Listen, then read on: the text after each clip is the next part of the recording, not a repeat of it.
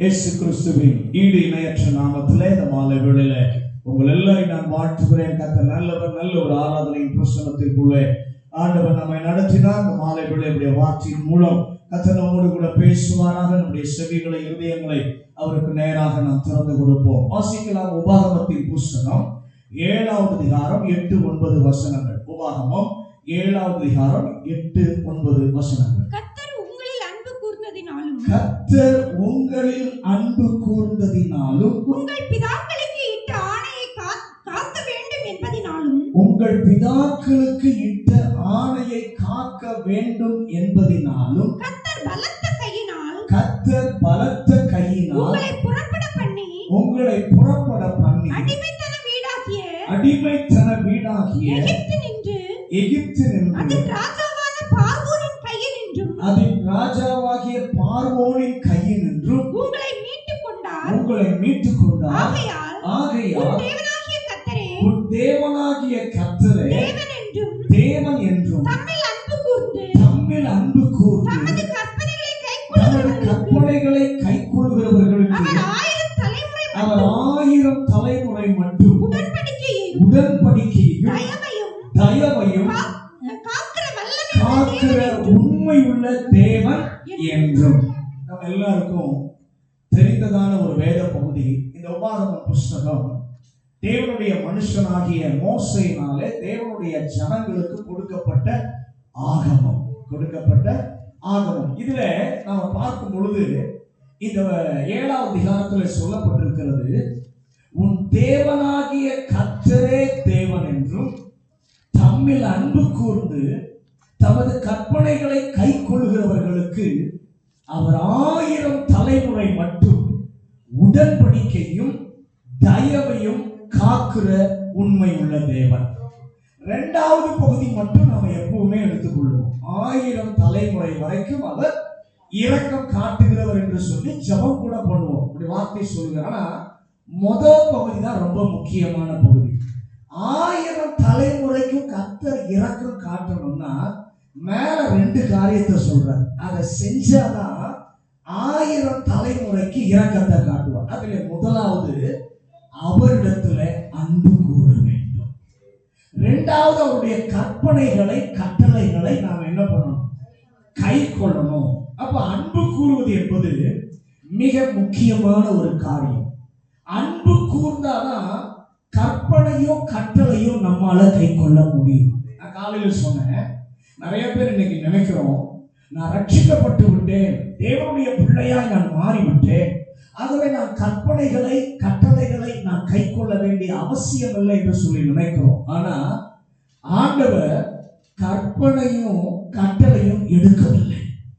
வேத வசனத்தில் நம்ம வாசிக்கிறோம், நியாய பிரமாணத்தை நாம் நிறைவேற்ற வந்தேன். அப்ப கற்பனையை நாம ஒரு கர்த்தருடைய பிள்ளை கை கொள்ளணும். காலையில சொன்ன பழைய ஏற்பாட்டுல கொலை செய்யாதிருப்பாயாக என்று சொல்லி ஆனா புதிய ஏற்பாட்டுல வரும்போது உன்னுடைய சகோதரனை நீ மூர்க்கம் கொண்டு நீ பேசினா கூட அது கொலை குற்றத்திற்கு சமானம் என்று சொல்லி வேதம் சொல்கிறது. அதே போல பழைய ஏற்பாட்டுல வேசித்தனம் செய்யாதிருப்பாயாக. புதிய ஏற்பாட்டுக்கு வந்தீங்கன்னா ஒரு பெண்ணை இச்சையோடு பார்த்தாலே வேசித்தனம் செய்தாயிற்று. அப்போ கட்டளை என்பது யாருக்கு ஆண்டவர் வச்சிருக்கிறார்னா, ஒரு மீட்கப்பட்ட தேவனுடைய ஜனத்திற்கு ஆண்டவர் கட்டளைகளையும் கற்பனைகளையும் வச்சிருக்கிறார். இந்த நிறைய காரியத்தை நான் சொன்னேன், இப்ப எல்லாத்தையும் சொல்ல நேரம் இல்லை.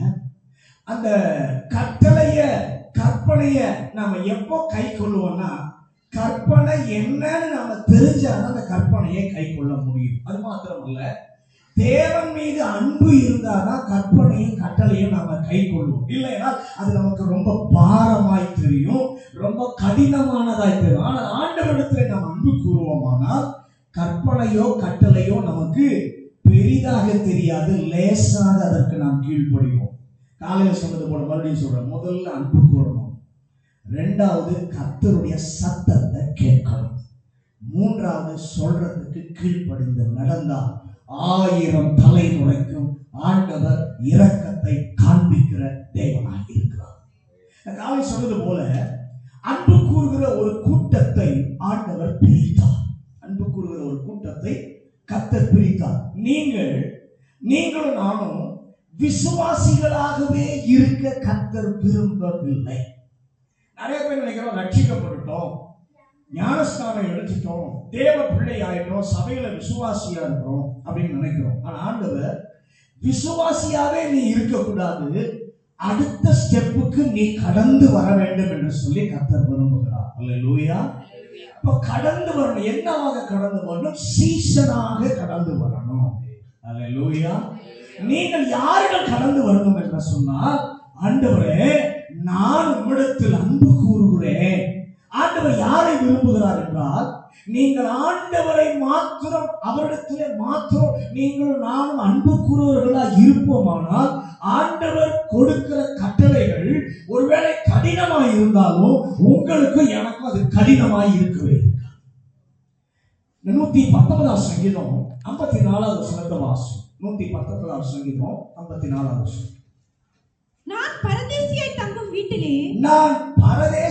தங்கும் வீட்டிலே உமது பிரமாணங்கள் எனக்கு கீதங்களாயின. உன் கிருபை இல்ல, உன்னுடைய போஷிப்பு அல்ல, நீ கொடுக்கிற நன்மை இல்ல. இன்றைக்கு என்னைக்கு பாக்குறாங்க, இன்னைக்கு என்ன பாட்டு பாடுறாங்கன்னு பாத்தீங்கன்னா, கிருபை பெரியது, அன்பு பெரியது, இரக்கம் பெரியது, தயவு பெரியது பாட்டு பாடுறோம். ஆனா யாராவது பிரமாணம் பெரியது பாட்டு பாடிருக்காங்கன்னு பார்த்தா இல்லை. பிரமாணம், அன்பு பெரியது, கிருபை பெரியது, இரக்கம் பெரியது, தயவு பெரியது, ஆனா பிரமாணம் பெரியதா அப்படின்னா பாடுறதா இல்லை. ஆனா சங்கீதக்காரன் சொல்ற என்ன பண்ணான்னா, உங்களுடைய பிரமாணங்கள் எனக்கு பாடலாயின. அல்லேலூயா. அப்ப ஆண்டவருடைய கற்பனை மேல, பிரமாணத்தின் மேல தாவீதுக்கு என்ன ஒரு ஆசை, அந்த பாடலா பாடுறேன்னு சொல்றார். ஏன்? தேவனே உம்மிலே நான் அன்பு கூறுகிறேன். அப்ப அவரிலே அன்பு கூர்ந்தா பிரமாணத்தை குறித்த எந்த தயக்கமும் நமக்கு இருக்காது. ஆமென். ஹல்லேலூயா. இத செய்யணுமா, இது தப்பா, அது தப்பா அப்படி கேள்வி நம்ம கேட்கவே மாட்டோம்.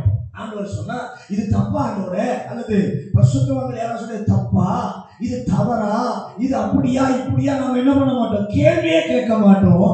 அன்பு கூறுவாயானால் கற்பனைக்கு நீ கீழ்ப்படிவாய். அல்லேலூயா.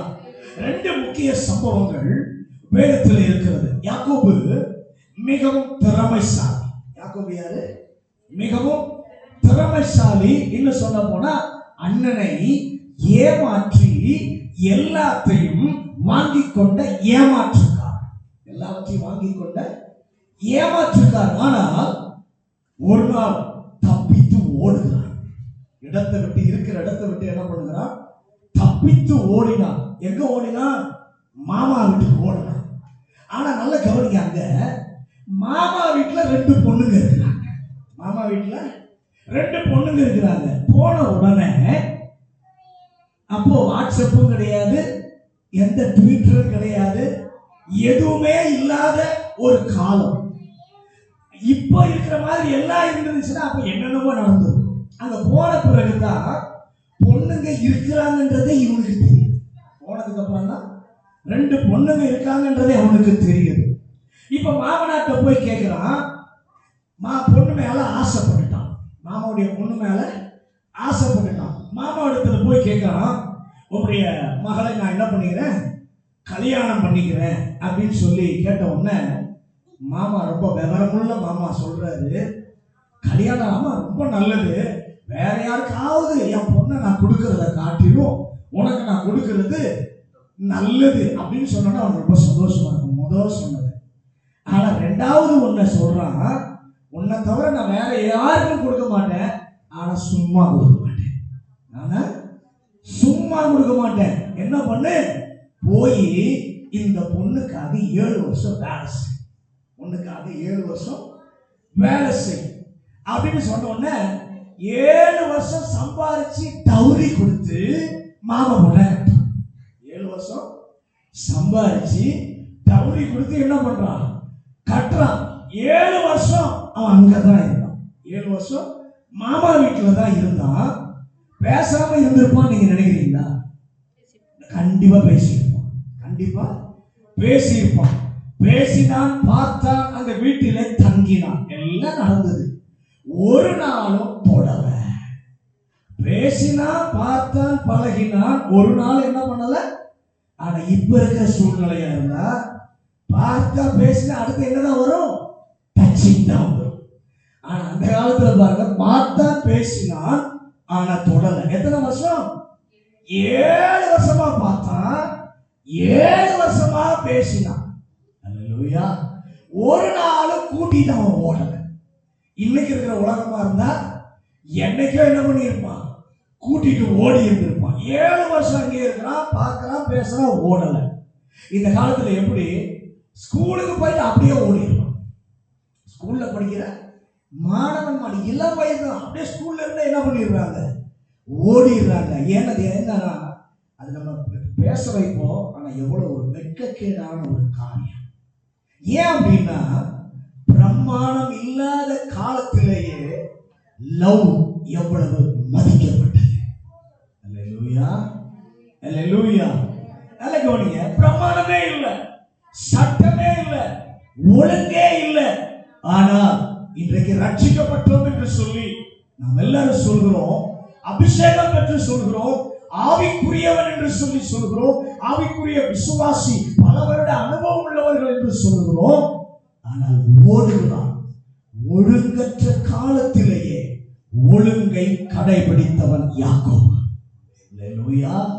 நீங்க ரட்சிக்கப்பட்டவங்க, அபிஷேகம் பெற்றவங்க, அந்த மாதிரி இருந்தா, ஒருவேளை அப்படி இருந்திருந்தா இன்றைக்கு திருத்திக் கொள்ளுங்க. இன்றைக்கு திருத்திக் கொள்ள கர்த்தர் எதிர்பார்க்கிறார். 7 வருஷம் இருந்தா, 7 வருஷம் இப்ப வேலை செஞ்சுட்டான். வேலை செஞ்சுட்டு இப்ப கல்யாணம் பண்ணி தரீங்களா அப்படின்னு சொல்லிட்டு மாமாட்ட என்ன பண்றான்? நீ சொன்னபடி நான் வேலை செஞ்சுட்டேன், இப்ப பொண்ணை என்ன பண்ணுங்க, கல்யாணம் பண்ணி கொடுங்க அப்படின்னு சொல்லி கேட்கிறான். நீ பண்ணி தரையா இல்ல நானே கட்டிக்கிட்டுமான்னு கேட்கல. நீ பண்ணி தரையா நானே கட்டிக்கிட்டுமான்னு கேட்கல. சொன்னீரே 7 வருஷம் என்ன பண்ணிட்டேன், வேலை செஞ்சுட்டேன் அப்படின்னு சொல்லி கேட்கிறான். 7 வருஷம் வேலை செய்கிறான். இவனை விட கில்லாடி அவன் மாமா, இவனை விட கில்லாடி அவனுடைய மாமா இருந்தான். நான் இந்த ஜோகியெல்லாம் கொஞ்சம் பேசினாலும் இதுல ஒரு கருத்தை கர்த்தர் வைத்திருக்கிறான். 7 அவன் மாமா சொல்றான், 7 வருஷம் இவனுக்காக நீ வேலை செய்தாய், நேசிக்காத பெண்ணை தலைமையில கட்டிட்டான்.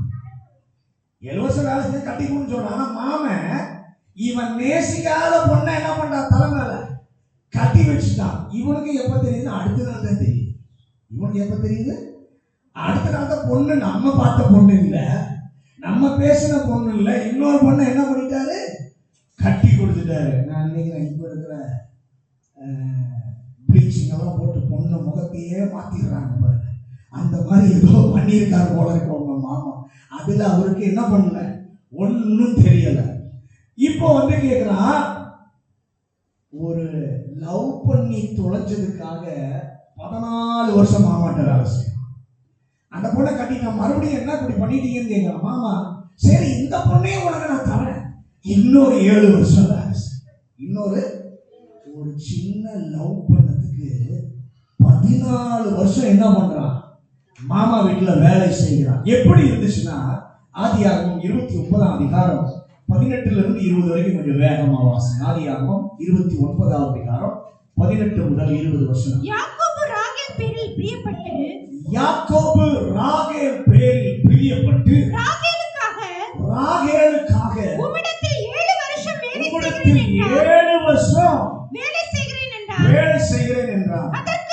அதற்கு லாபான் நான் அவளை அந்நிய புருஷனுக்கு கொடுக்கிறதை பார்க்கிலும் அவளை உனக்கு கொடுக்கிறது உத்தமம், உமக்கு கொடுக்கிறது உத்தமம், என்னிடத்தில் தரித்திரு என்றார். அந்தபடியே யாக்கோபு ராகேலுக்காக 7 வருஷம் வேலை செய்தார். அவள் பேரில்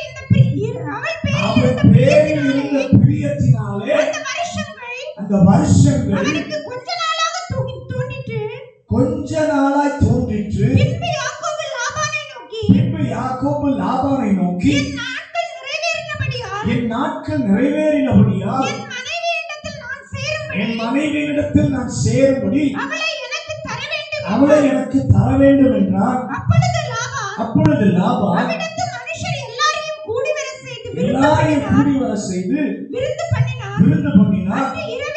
அந்த இரவிலே அவன் தன் குமாரத்தியாகிய லேயாளை அழைத்து கொண்டு போய் அவிடத்தில் விட்டார்.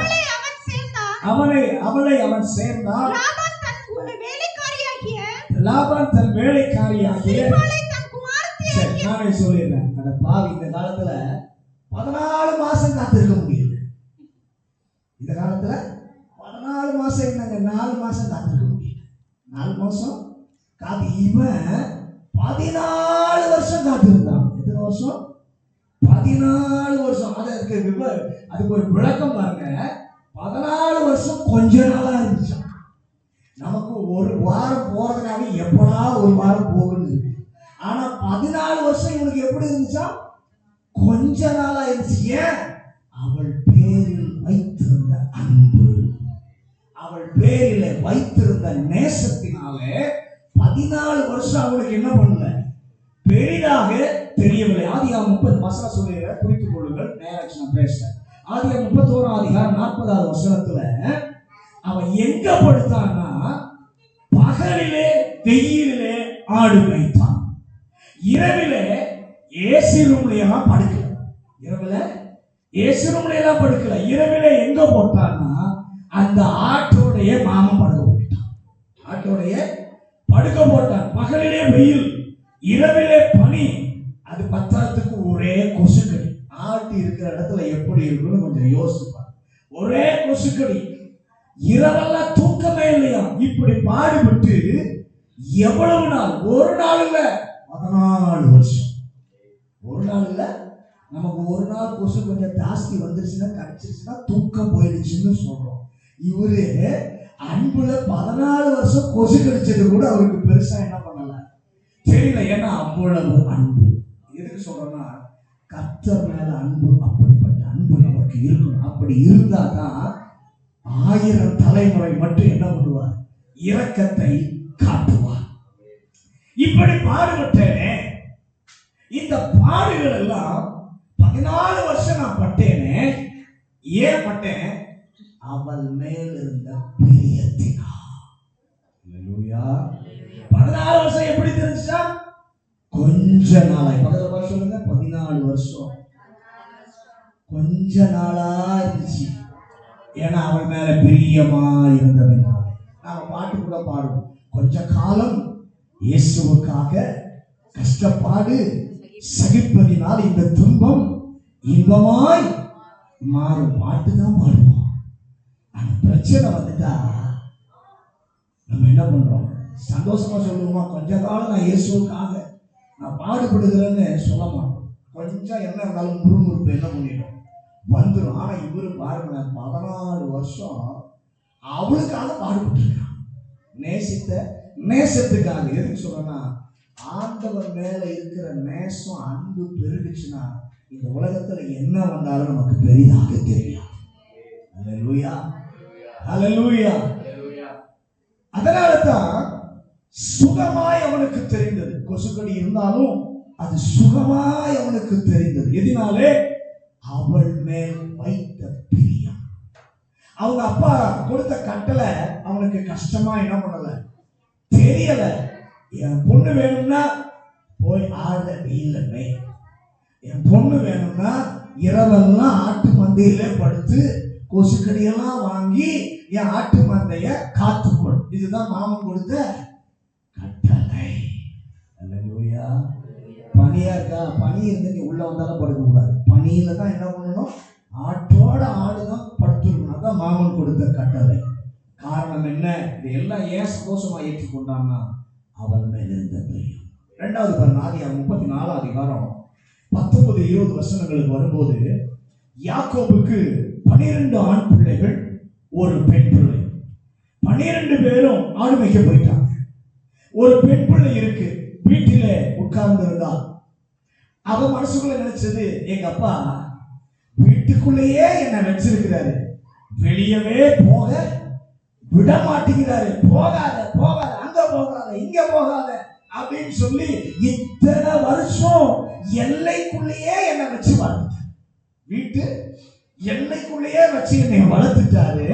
மற்ற பொண்ணுங்கெல்லாம் பார்த்தா ஜாலியா போறாங்க. இன்னைக்கு நமக்கு அப்படிதான் தோணுது. நம்ம விசுவாச பிள்ளைகளுக்கு என்ன சொன்னாலும் வெளியே எல்லா பொண்ணுங்களும் எவ்வளோ ஜாலியா பண்றாங்க, எல்லாம் அனுபவிக்கிறாங்க. ஆனா எங்க வீட்டுல மட்டும் எங்க அப்பா மட்டும் அங்க பார்க்காத இங்க பார்க்காத அங்க போகாத இங்க போகாதன்னு சொல்றாங்கன்ற எண்ணம் தான் என்ன பண்ணுது வருது. நல்ல கவனிங்க, ஜாலியா எல்லாம் சுற்றுகிறாங்க, என்ன மாதிரியா உடுத்துறாங்க, என்ன விட அழகா என்ன பண்றாங்க உடுத்துறாங்க, ஸ்டைல் ட்ரெஸ் என்ன பண்றாங்க போட்டுட்டு போறாங்க. இதெல்லாம் எப்படியெல்லாம் அணியறாங்க அப்படின்னு நான் பார்க்கணும்னு ஆசை. நான் கொஞ்சம் போய் சுத்தி பார்த்துட்டு என்ன பண்ணணும் வரணும் என்று சொல்லி வெளியே போனான். ஆண்டவரை அறியாத பெண்கள் எப்படி இருக்கிறார்கள் என்று பார்க்க போனா கற்பனையே இழந்து விட்டான். என்ன சொல்ல போல தன்னுடைய கற்பையே அவள் இழந்து விட்டான். இப்போ ஒருவர் வருகிறார். யாரு? கற்பை இழக்கிறதுக்கு காரணமா இருந்தார் பாருங்க. அவரு இந்த பொண்ணோட அப்பா கிட்ட என்ன பண்றாரு, யாக்கோபு கிட்ட வர. யாக்கோபு கிட்ட வந்து அவர் சொல்றாரு, உன் பொண்ணை நான் கெடுத்துட்டேன், அதனால உங்க ஏன் கெடுத்தேன்னா உன் பொண்ணை நான் ரொம்ப நேசிக்கிறேன், அதனால அந்த பொண்ணை நான் கட்டிக்க விரும்புகிறேன், எவ்வளவு வேணும்னாலும் நான் என்ன பண்ணுகிறேன் தருகிறேன் என்று சொல்லி யாக்கோபு இடத்துல வந்து பேசுகிறார். இப்ப ரெண்டு பேரும் சம்பவம் பாருங்க.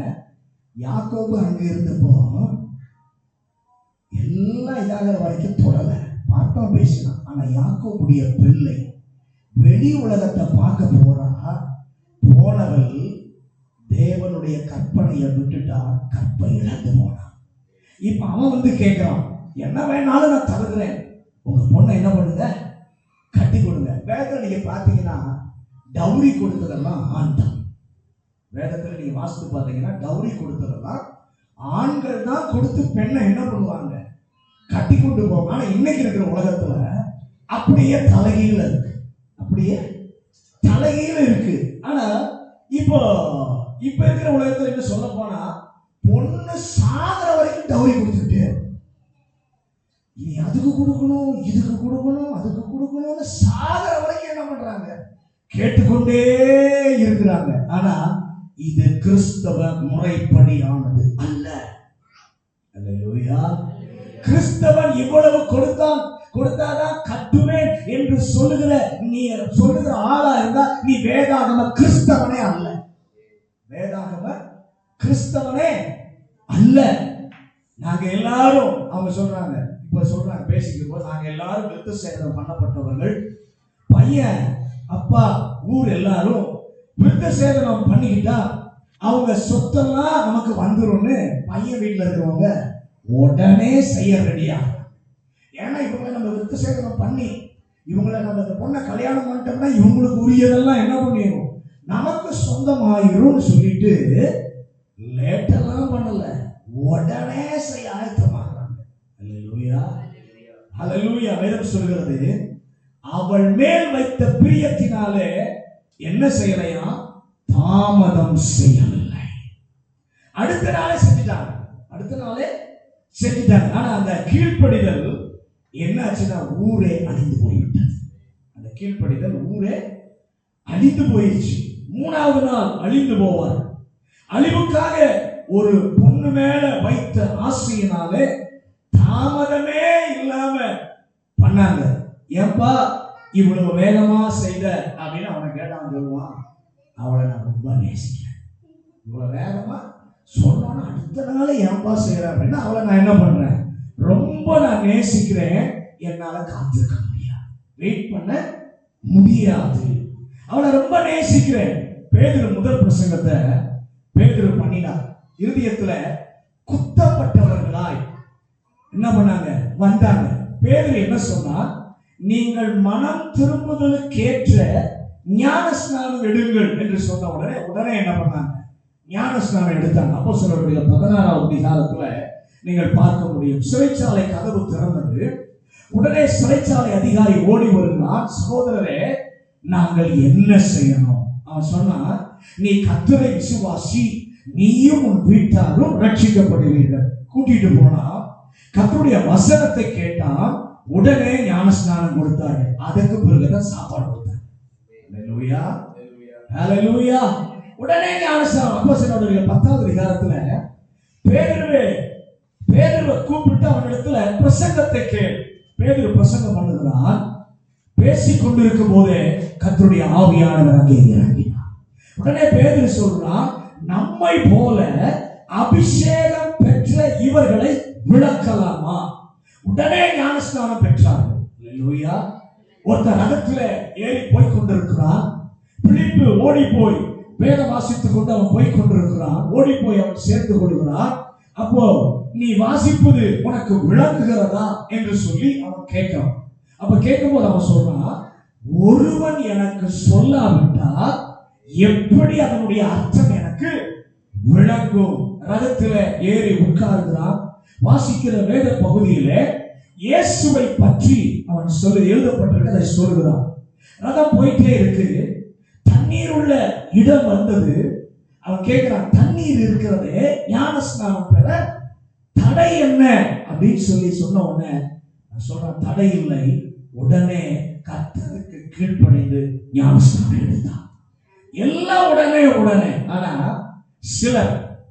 சில காரியம், எத்தனை வருஷமா நீங்க வரீங்க அப்படின்னு கேட்டா அவர் சிலர்கிட்ட, நான் 3 வருஷமா ஆலயத்துக்கு வந்துட்டு இருக்கேன், அல்லது 2 வருஷமா வந்துட்டு இருக்கேன், அல்லது 1 வருஷமா வந்துட்டு இருக்கேன். அப்ப ஏன் ஞானஸ்நானம் எடுக்கல? அதை குறித்து நான் யோசித்துட்டு இருக்கேன். அதை குறித்து தான் யோசித்துட்டு இருக்கிறேன் அப்படின்னு தான் நிறைய பேர் இன்னைக்கு சொல்லிட்டாங்கன்னு சொல்லுவாங்க. இத்தனை வருஷமா வரேன், ஒரு நன்மையும் இல்ல. 1 வருஷமா ஆலயத்துக்கு வரேன், ஒரு நன்மையும் இல்ல. 3 வருஷமா இருந்தாலும் சரி, 1 வருஷமா இருந்தாலும் சரி, நன்மை வராது. ஏன் அப்படின்னா ஆண்டவர் என்ன சொன்னார்? நீ கவனமாய் கேட்டு இதன்படி நீ செய்வாயானால் இப்பொழுது சொல்லப்படுகிறவைகள் எல்லாம் உனக்கு பலிக்கும். அல்லேலூயா. அப்ப ஆசீர்வாதங்கள் எல்லாம் உன் மேல பலிக்கணும்னா ஆண்டவர் சொல்றதுக்கு நீ கேட்டு கீழ்ப்படிந்து இறங்கி வருவாயானால் சொல்லப்படுகிற ஆசீர்வாதங்கள் பலிக்கும். அல்லேலூயா. நீங்க வந்து உட்கார்ந்து நல்ல வசனமெல்லாம் கேட்டுட்டு நல்லா தலையாட்டி விட்டு போக அல்ல, நீங்கள் கேட்கிற வசனத்தை என்றைக்கு செயலாக செய்கிறீர்களோ அன்றைக்கு தான் கர்த்தர் சொன்னது பலிக்கும். அல்லேலூயா. அன்றைக்குதான் ஆசீர்வாதம் வீட்டை தேடி வரும். ஆகையினால தான் ஆண்டவர் சொல்றாரு, நீ அன்பு முதல்ல அன்பு கூர்ந்தாதான் நீ கீழ்ப்படிவாய். அன்பு கூர்ந்தாதான் நீ என்ன பண்ணுவ? கீழ்ப்படிவா. அப்படி கீழ்ப்படிச்சீன்னா நான் சொன்னது உனக்கு நிச்சயமாய் படிக்கும். ஒண்ணு கூட என்ன பண்ணாது, தவறாது. அப்ப அன்பு கூறுதல் என்பது மிக மிக முக்கியமான ஒரு காரியம். ஹிட்லர் அப்படின்னு சொல்லி உங்களுக்கு எல்லாருக்கும் தெரியும். அவர் யாருன்னா ஒரு சர்வாதிகாரி. அவர் ஒரு சர்வாதிகாரி. ஒரு நாள் அவர் போய் கப்பல்ல மேல உட்கார்ந்து இருந்தார். அப்படி உட்கார்ந்து காற்று வாங்கிட்டு இருக்கும் போது அவனை சந்திக்க 10 நிருபர் ஒருத்தர் வந்திருந்தார். அப்ப வந்தவர் கேட்டாரா, நீர் குறைந்த வருடத்துல உங்களுடைய சாம்ராஜ்யத்தை ஸ்தாபிப்பதற்கு வெற்றி பெற்றதற்கு காரணம் என்ன அப்படின்னு சொல்லி கேட்டபோது, அது ரொம்ப ஈஸி அப்படின்னு சொன்னாங்க ஹிட்லர். அது ரொம்ப ஈஸி அப்படின்னு சொல்லிட்டு, உனக்கு நான் அதை காண்பிக்கிறேன் அப்படின்ட்டு மேல போய் உட்கார்ந்துட்டு கீழே இருக்கிற ஒருவனை கூப்பிட்டு நீ போய் கடல்ல குதி அப்படின்னா அவன் ஓடி போய் என்ன பண்ணிட்டானா, குதிச்சுட்டான்.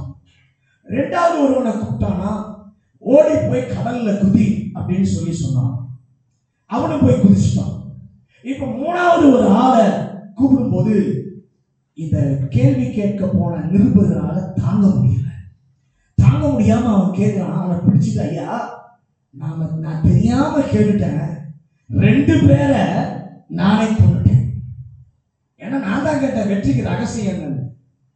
நீ சொன்னவனா போய் குதிச்சுட்டான். அப்ப அந்த 3வது ஆளையும் தெரியாம அவன் கேட்கிறான். அவன் 3வது ஆள் சொல்றானா, என்ன நீ பிடிக்காத, என்ன நீ தடுக்காத, என்ன விடு.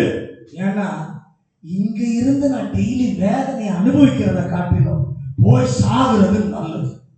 இங்க இருக்கிற வேதனைய நான் அனுபவிக்கிறத காட்டிலும் அங்க போய் விழுந்து சாகிறது எனக்கு நல்லது.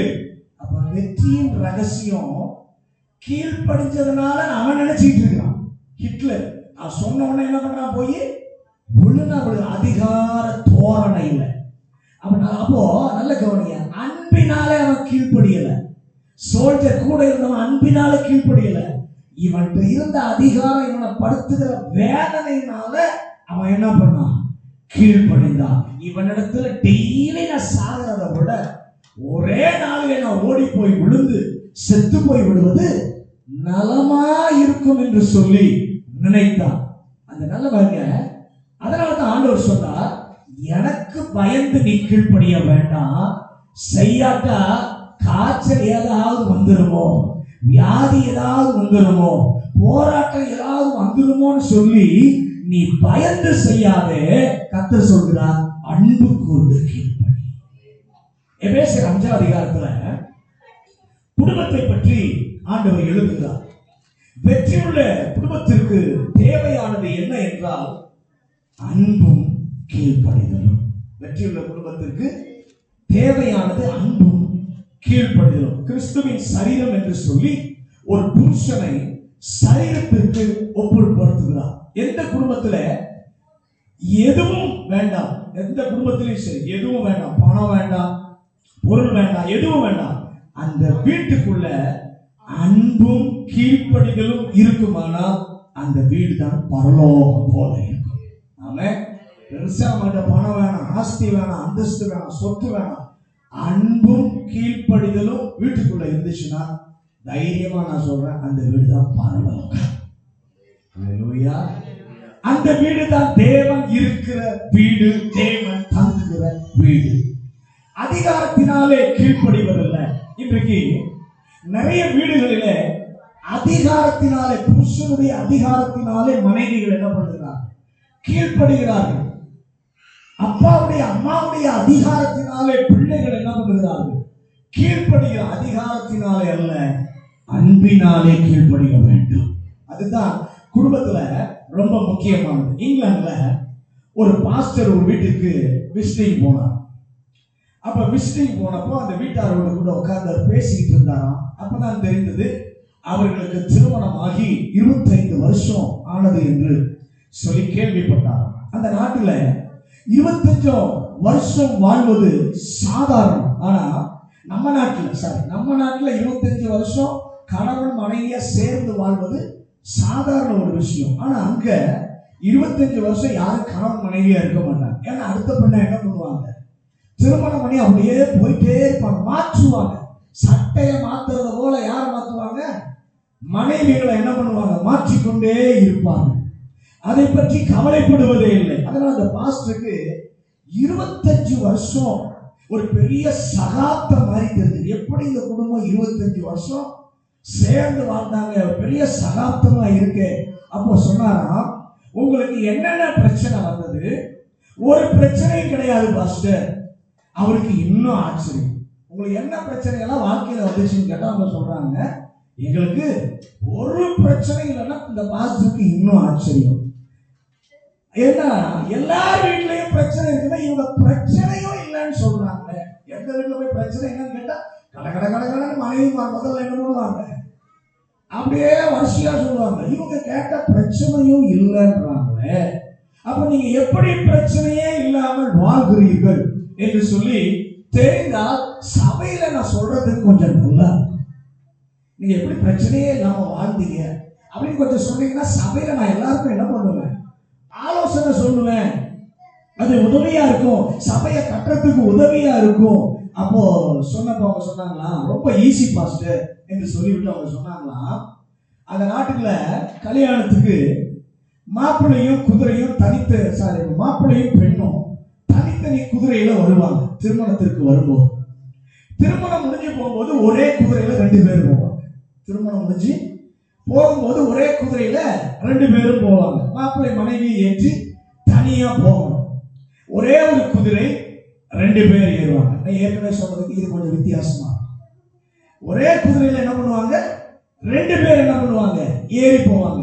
இவன் கூட்டிட்டு போறான். வழியில குதிரை திடீர்னு படுத்துருச்சு. வழியில திடீர்னு குதிரை என்ன பண்ணிருச்சு, படுத்துருச்சு. படுத்த உடனே இந்த மாப்பிள்ளைக்கு கோவம் வந்துருச்சு. ஏய், நான் எச்சரிக்கிறேன், இது ஃபர்ஸ்ட் வார்னிங்னா அந்த குதிரைக்கு கொஞ்சம் இங்கிலீஷ் தெரியும் போல. உடனே என்ன பண்ணிருச்சு, குதிரை என்ன பண்ணிச்சு, எந்திரிச்சிச்சு. அப்புறம் அப்படியே கொஞ்சம் போய் திரும்ப போய் மறுபடியும் படுத்துருச்சு. அப்ப சொன்னா, ஏய், second warning for you, second warning for you அப்படின்னு சொன்னான். திரும்ப எழுப்பினது. கொஞ்ச நேரத்துல வீடு பக்கத்துல வந்துச்சு. வீடு பக்கத்துல வந்த சமயத்துல போய் படுத்துருச்சு. இவன் 3வது வார்னிங் கொடுக்கல. வேகமா இறங்கினான். நடந்து நேரா வீட்டுக்குள்ள போனான். போய் ஒரு பெரிய துப்பாக்கி என்ன பண்ணினான், எடுத்துட்டு வந்தான். நேரா குதிரைக்கு நேரா வந்து அடிச்சான், ஷூட் பண்ணான்.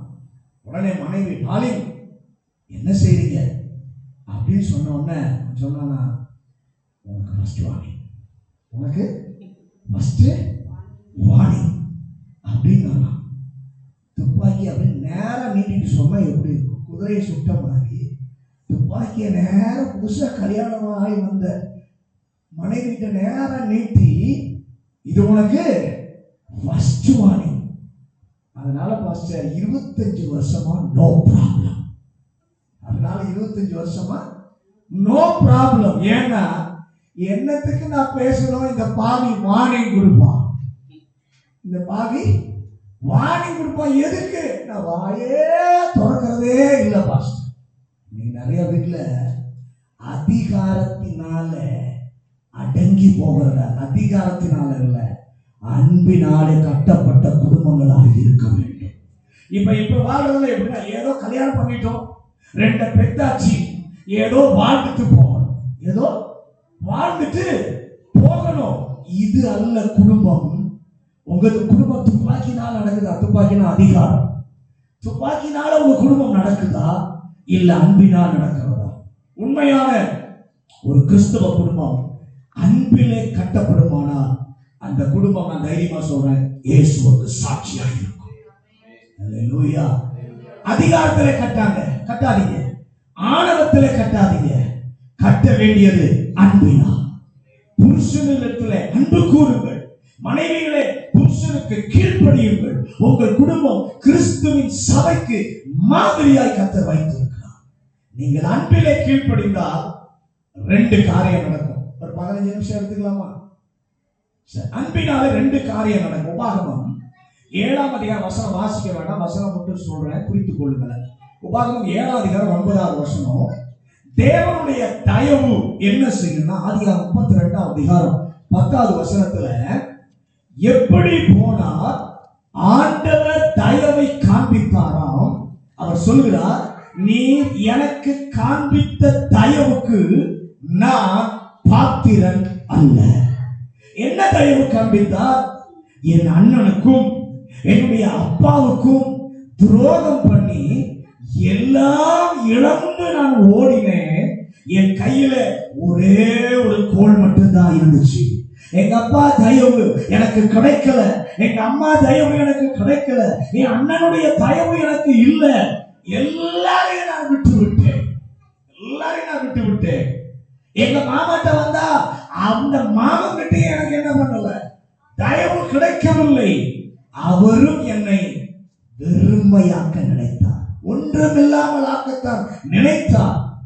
10 முறை சம்பளத்தை என்ன பண்ணினார், மாற்றி மாற்றி அமைத்தார். ஆனால் ஒரே ஒரு தயவு மட்டும் எனக்கு இருந்துச்சு, தேவ தயவு என் மேல இருந்தது. அதனுடைய முடிவு, நான் கோலோடு கூட போனேன், ஆனா வரும்போது 2 பரிவாரங்களோடு வருவதற்கு தேவ தயவு என்னை நடத்தினது. ஹல்லேலூயா, ஹல்லேலூயா. தேவ தயவு ஒரு மனிதன் மேல, ஒரு மனுஷி மேல, ஒரு கர்த்தருடைய பிள்ளையின் மேல தேவ தயவு இருக்குமானால் ஆரம்பம் பெருமையாய் இருக்கலாம், ஆனால் முடிவு பெரிய விரிவாக்கமாக இருக்கும். எத்தனை பேர் விசுவாசிக்கிறீங்க? ஹல்லேலூயா. அவன் சொல்றான் பாருங்க, கர்த்தர் மாத்திரம் என்னோடு இல்லாமல் போனால் நான் வெறுமையாய் போயிருப்பேன். கர்த்தர் மட்டும் என்கிட்ட இல்லைன்னா நான் போன மாதிரியே தான் வந்திருப்பேன். கோலு கையில் இருந்திருக்குமா, கோலையும் பிடுங்கி இருப்பானான்னு தெரியாது. ஆனா கர்த்தர் என் கூட இருந்தபடினால, கர்த்தருடைய தயவு என்னோட இருந்தபடினாலே போனது நான் ஒருவனாய், திரும்பி வந்தது பரிவாரமாய். ஹல்லேலூயா, ஹல்லேலூயா. இந்த உலகத்துல உங்க பிள்ளைகளுடைய தேவ தயவை வைத்து விட்டு போங்கள். நீங்களும் தேவ தயவை பெற்றவர்களாக இருக்க கர்த்தர் விரும்புகிறார். தேவ தயவு மாத்திரம் நமக்கு இருக்குமானா எத்தனை பேர் நம்மை தலைகீழாக்க இணைந்து நின்றாலும் நம்மை தலைகீழாக்க முடியாது. அல்லேலூயா. இஸ்ரவேல் ஜனங்களுடைய வாழ்க்கைய நம்ம சற்று அப்படி பார்ப்போமானால், பாலும் தேனும் ஓடுகிற தேசத்துல போயிருக்கிறார்கள். ஒரு காலத்துல பஞ்சம் வந்து விட்டது. அப்போ கேள்விப்பட்டார்கள், என்ன சொந்த சகோதரன் தான் எகிப்திற்கு அதிபதி என்று சொல்லி கேள்விப்பட்டாங்க. சொந்த தம்பி தெரியாது, ஆனா ஒரு அதிபதி இருக்கிறார் அப்படின்னு சொல்லி என்ன பண்ணாங்க, கேள்விப்பட்டார்கள். ஆகையினாலே நாட்டை விட்டு எகிப்துக்கே வந்துட்டாங்க. யோசேப்பு எல்லாம் கடைசியில தன்னை வெளிப்படுத்தி தகப்பனை எல்லாம் கூட்டிட்டு வரும்போது, என்னுடைய தம்பி தான் எகிப்துல அதிபதியா இருக்கிறான்னு சொல்லிட்டு எல்லாத்தையும் விட்டு என்ன பண்றாங்க, வந்து விட்டார்கள் எகிப்திற்கு. யோசேப்பு ஒரு தலைவனாய் இருக்கிறார். ஒரு செழுமையான தேசத்துல வாழ்ந்தார்கள். எல்லா நன்மையும் இருந்துச்சு. பெருக்கம் எகிப்தியர் பொறாமைப்படுகிற அளவுக்கு இருந்துச்சு. யாத்திரை 1:10 2 காரியம் சொல்றான். முதல் காரியம், சத்துரு எடுக்கிற ஆலோசனையை பாருங்க. அவன் என்ன ஆலோசனை எடுக்கிறான்னா, தேவ ஜனம் பெருகக்கூடாது. இன்றைக்கு கூட அதிகாரங்கள் அப்படிதான் நினைக்கிறது, சபை பெருகக்கூடாது, இவங்க பெருகக்கூடாது, கிறிஸ்துவை பின்பற்றுகிறவர்கள் பெருகக்கூடாதுன்னு சொல்லி நினைக்கிறாங்க. இரண்டாவது, தேசத்தை விட்டு போகக்கூடாது. யாரா இருக்கணும், எகிப்திலேயே இருக்கணும். அவன் சொல்ல போனா அடிமையாவே இருக்கணும். நான் சொல்வதை அவன் என்ன பண்ணணும், கேட்கணும். ஆகையினால யாத்திரை 1:11 ஒடுக்கினான், விசாரணைக்காரனை வைத்தான். இதுவரை சுவாதீனமாய் இருந்தவர்கள், இஷ்டம் போல வாழ்ந்தவர்கள், இப்ப கட்டுக்கோப்பாக வைத்தான். கண்காணிக்கிற ஆட்களை வைத்தான். யாத்திரை 1:12, 13, 14 வசனங்கள், 5:14, 19 பார்க்கும்போது பெருகக்கூடாது, ஒடுக்கணும். விசாரணைக்காரரை வைத்தான். ஜீவனையே கசப்பாகிற அளவுக்கு என்ன பண்ணான், காரியங்களை அங்கே செய்கிறான். கொடுமையா வேலை வாங்கினாங்க, அடிச்சாங்க. சொல்ல போனா இக்கட்டு வந்தது. ஆனா எகிப்தருக்கு பின்பு எகிப்தை விட்டு வெளியே போனார்கள். செழுமையான காலத்தில் வெளியே போகல. கர்த்தரின் அதாவது கர்த்தருடைய வருகைக்கு முன்பாக இப்படி நடக்கும் நம்முடைய தேசத்தில்.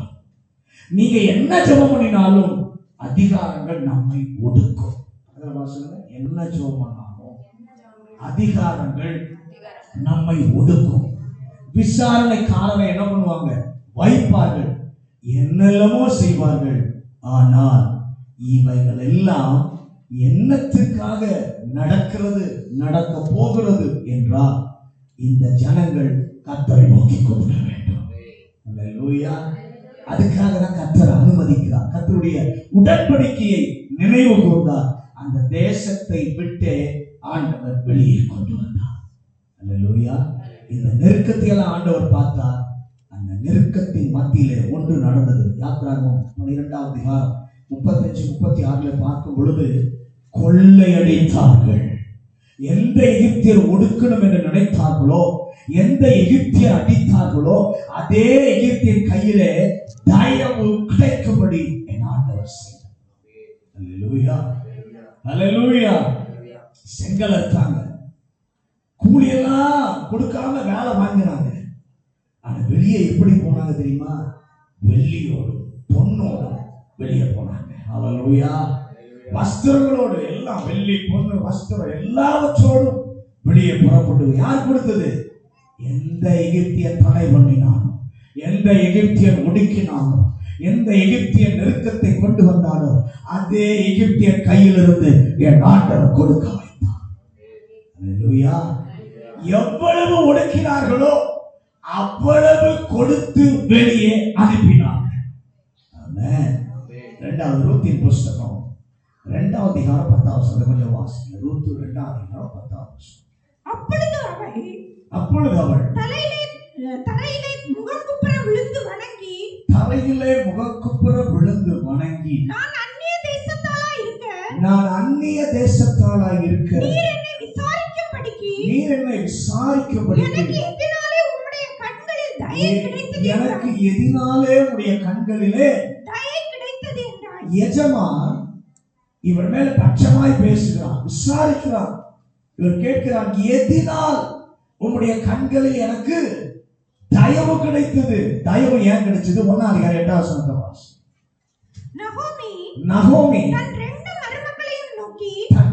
மருமக்களையும் நோக்கி நீங்கள் இருவரும் உங்கள் தாய் வீட்டுக்கு திரும்பி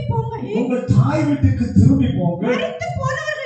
மரித்து போனவர்களுக்கும் நீங்கள் தயை செய்தது போல கர்த்தர் உங்களுக்கு தயை செய்வாராக. அவ என்ன தெரியுமா சொல்லி கொடுக்குறா மாமியாரு? கர்த்தர் உங்களுக்கு தயவு செய்வார். கர்த்தர் உங்களுக்கு எனக்கு தயவு செய்தது போல உங்களுக்கும் கர்த்தர் என்ன பண்ணுவார்? தயவு செய்வார். மோவாப் தேசத்திலே போய் தயவு கிடைப்பதை பார்க்கிலும் நான் செத்தாலும் பரவாயில்ல. மாமியார் உண்மையா சொல்றது என்னன்னா, மோவாப் தேசத்துக்கு போயிருங்க, கர்த்தருடைய தயவு என்ன பண்ண உங்கள் மேல இருக்கும். ஆனா இவன் மனசுக்குள்ள ஒரு தீர்மானம், மோவாப் தேசத்துக்கு போய் தயவு கிடைப்பதை பார்க்கிலும் நான் செத்தாலும் பரவாயில்ல, இந்த ஆண்டவரிடத்திலே நான் வந்து விடுகிறேன். இஸ்ரவேல் தேசத்திற்கே நான் வந்து விடுகிறேன். நான் மரித்தாலும் பரவாயில்லை, அந்த தேவன் தான் என்னுடைய தேவன். ஏன் அவர் தயவுள்ளவர்? வெறுமையாய் வந்தவரை கர்த்தருடைய தயவு ஒரு பெரிய உயர்ந்த நிலைமைக்கு கொண்டு போனது. அல்லேலூயா. அப்ப தேவ தயவு கிடைக்கணும்னா தேவன் மேல அன்பு இருக்கணும். அன்பு கூர்ந்து கட்டளைகளை கற்பனைகளை கேட்டு கீழ்ப்படியும் போது, கேட்கறது மாத்திரம் இல்லை, கீழ்ப்படியும் போது 1000 தலைமுறைக்கு கர்த்தர் இரக்கம் செய்வார். அவர் சொன்னதுல இருந்து மாறவே மாட்டார். இங்க ரூத் அந்நிய தேசத்தால் தான். மாமியார் சொல்றாரு, தேவ தயவு உங்களோடு கிடைக்கும். அவள் மனதில் நினைச்சா, இங்கே இருக்கிறத பார்க்கிறோம், என் மாமியாருடைய தேசத்திற்கு மாமியாருடைய தேவன் அன்றைக்கே நான் கூட இருப்பதுதான் இன்னும் எனக்கு தேவ தயவு வைத்தார். நம்பி வந்தா தேவ தயவு அவளுக்கு கிடைச்சது. எப்படி கிடைச்சது? சாதாரண வெறுமையா எம்டியா வந்தவள ஒரு உயர்ந்த நிலைக்கு தேவ தயவு கொண்டு போனது. உங்களுடைய வாழ்க்கையில கர்த்தர் செய்வார். அவரை நேசிங்க. நான் சொன்ன காரியமெல்லாம் புரியறதுக்காக ஒரு அன்பு இருந்தா என்ன இப்படியெல்லாம் செய்ய முடியும். வேகத்துல இருந்தா யாக்கோபை குறித்து பார்ப்போம். அன்பினால பெருசா தெரியல, தேவன் மேல அன்பு இருந்துச்சு. ஆண்டவர் சொல்ற வார்த்தை நமக்கு பெருசா தெரியவே தெரியாது. ஆண்டவர் கொடுக்குற கட்டளை நமக்கு பெருசா தெரியாது. இதை நான் செய்யணுமா, செய்ய வேணும், ஏன் செய்யணும், கேள்வியே கேட்க மாட்டோம். அன்பு கொண்டா எஜமான் சொல்லிட்டாரு, நான் செய்வேன். அப்படி செஞ்சு பாருங்க, 1000 தலைவர் உங்களோட அல்ல, உங்கள் சந்ததிகளுக்கும் கர்த்தருடைய தயவை இரக்கத்தை கர்த்தர் கொடுப்பார். எல்லா கண்களை மூடி ஆண்டவருடைய முகத்தை நோக்கி பார்ப்போம். கர்த்தர் நல்லவர். இன்னைக்கு நம்ம நேசித்தபடினால் 1000 தலைமுறைக்கு நம்முடைய அவருடைய தயவை இரக்கத்தை நமக்கு காண்பித்தபடியாக இன்றைக்கு கர்த்தர் நமக்கு உணர்த்தி இருக்கிறார். நான் தயவை காண்பிக்க நான் ரெடிப்பா, ஆனா என் மேல அன்பு உனக்கு இருக்கா? நான் சொல்றதை கவனிக்கிறியா? நான் சொல்ற கட்டளை கற்பனைக்கு கீழ்ப்படுகிறையா? உன்னை சற்று ஆராய்ந்து பார்த்து நீ சரிபடுத்திக் கொள்ளுவாயானால் 1000 தலைமுறைக்கும் நான் இரக்கம் செய்வேன். என் தயவு இருக்கும். கர்த்தர் கொடுக்க விரும்புகிறார். அவருக்கு நம்ம ஒப்பு கொடுப்போம். பரலோக பிதாவே, இந்த நல்ல மாலை வேளைக்காக ஸ்தோத்திரம். இந்த நாளிலும் அவருடைய தேவ தயவுக்கு நாங்க என்ன செய்யணுன்றதை குறித்து என்னோடு கூட பேசியிருக்கிறேன். அவருடைய தேவ 1000 தலைமுறைக்கு தேவ தயவை நாங்கள் பெறணும்னா முதல்ல உண்மையில நாங்கள் முழு அன்பு கூர்ந்தாதான் நீங்க சொல்லுகிறத நாங்க கேட்போம். ஆண்டவரே, அன்பு முழுவதும் உங்க மேல இருக்கு. எங்க வீட்டுல எங்க குடும்பத்துல எது இருக்கோ இல்லையோ, குடும்பத்துல அன்பு இருக்கணும் ஆண்டவரே. குடும்பத்துல ஆண்டவரே கீழ்ப்படிதல் இருக்கணும் ஆண்டவரே. அது இருக்கும்போது அந்த குடும்பம் ஒரு பரலோகம் போல இருக்கும். உங்க மேல அன்பு செலுத்த உதவி செய்யும். உங்க வார்த்தை நீங்க பேசுறத, கற்பனைகளை, கட்டளைகளை கவனமா கேட்க உதவி செய்யும். கேட்கிறது மாத்திரமல்ல, அதற்கு கீழ்ப்படுகிறவங்கள நடக்கும் போது 1000 தலைமுறைக்கு இரக்கத்தை காட்டுகிறார். யாக்கோபை போல நேசித்த நேசம் அன்பினால 14 வருஷம் அவனுக்கு கொஞ்ச நாள தெரிஞ்சது. அதே அன்பு எங்களுக்கு உண்டாகட்டும்.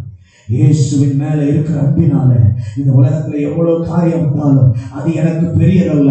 அவருடைய அன்பு மாத்திரம் போதும். அவருடைய கிட்டி சேர்வதுதான் என்னுடைய ஆசை. கிருபையை கற்றுத்தான். வந்த ஒவ்வொரு பிள்ளைகளையும், குடும்பங்களையும் கர்த்தர் ஆசீர்வதிப்பார். இயேசுவின் அதிகாரம் உள்ள நாமத்துல ஜெபிக்கிறோம் நல்ல பிதாவே. ஆமென்.